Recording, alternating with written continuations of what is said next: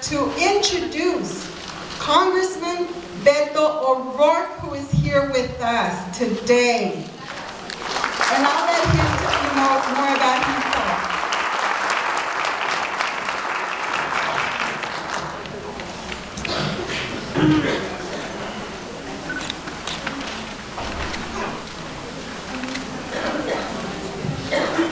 Good morning. Buenos días. Y gracias por la oportunidad para estar aquí con ustedes esta mañana y gracias a ustedes para estar aquí.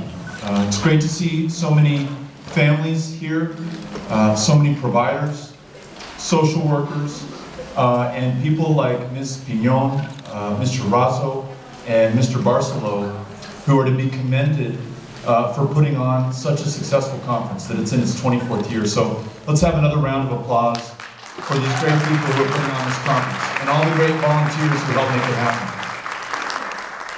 My name is Beto O'Rourke, and I'm your new congressman.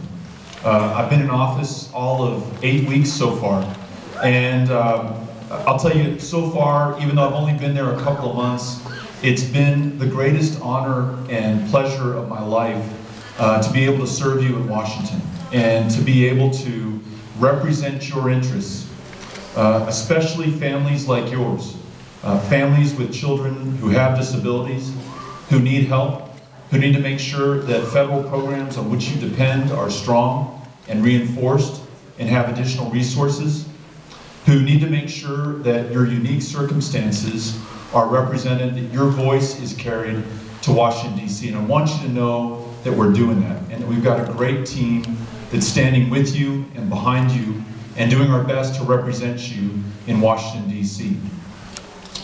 You know, the more I have learned about this coalition that provides information to families who have children with disabilities, the more amazed and impressed and grateful I am. I grew up with a sister with severe learning disabilities, and it was a very confusing time for my parents, and then for me when I took over custody and guardianship of my sister. And I remember going to MHMR and trying to navigate the bureaucracy there and understand what benefits we were eligible for, going down to the Social Security office with my sister and going through the SSI paperwork to make sure that we were receiving the benefits that we were owed and that my parents and I had paid into throughout our working life. And confronting that bureaucracy, that paperwork, and that confusion can be overwhelming at times, and I know it from personal experience.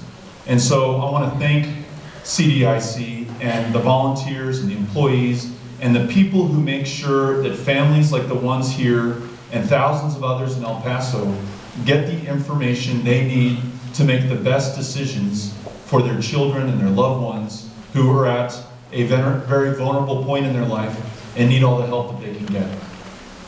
I also want to tell you that our office, whether in Washington, D.C. or here locally, is with you.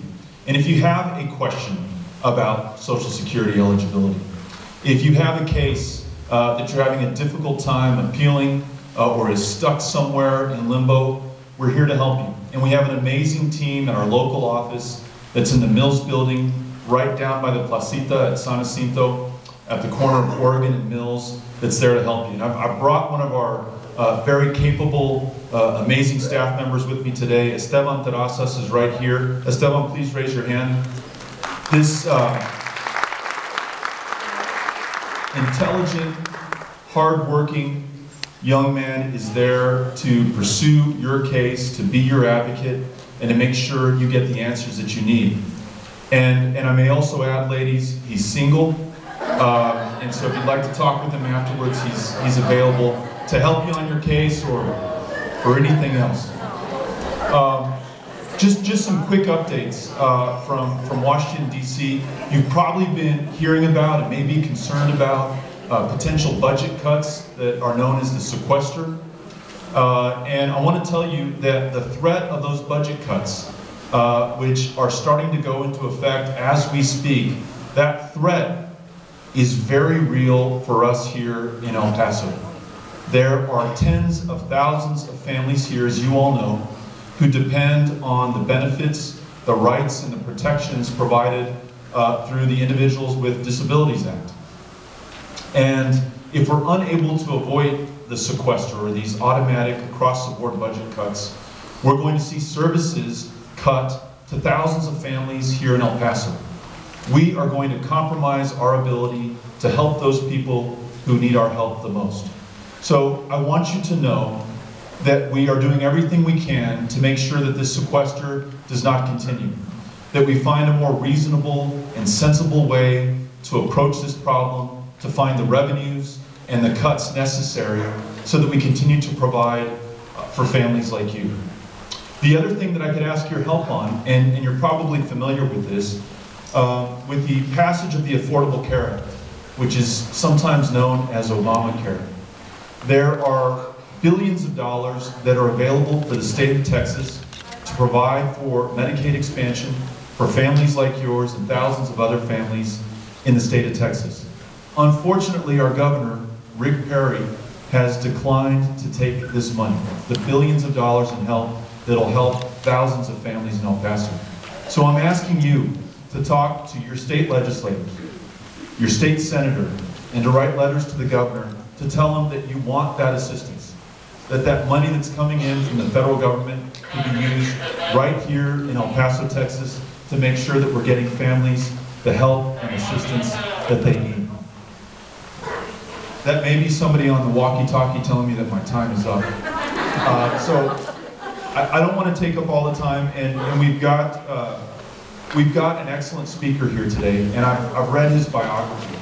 And I tell you, we've got somebody who represents the power of perseverance, of courage, of discipline, of strength in overcoming obstacles. And even just reading his biography and getting to meet him very briefly before I came up here to speak to you was an inspiration. And before I introduce Mr. Hanagarne, let me just say this in Spanish, because I notice a lot of people have translation equipment. Quiero decir gracias o dar las gracias a las familias que tienen niños discapacidades y la gente que sirven a estas familias. Nosotros en el Capitolio y aquí en nuestra oficina en El Paso están con ustedes.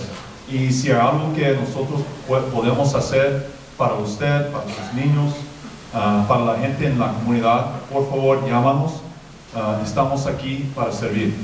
Y gracias por su atención. And now, Mr. Hanagarne, I'm going to introduce you, ask you to come up here, take the microphone over from me, and we'll sit back and listen to your amazing, inspiring story. Thank you, everyone, for what you do. Mr. Hanagarne.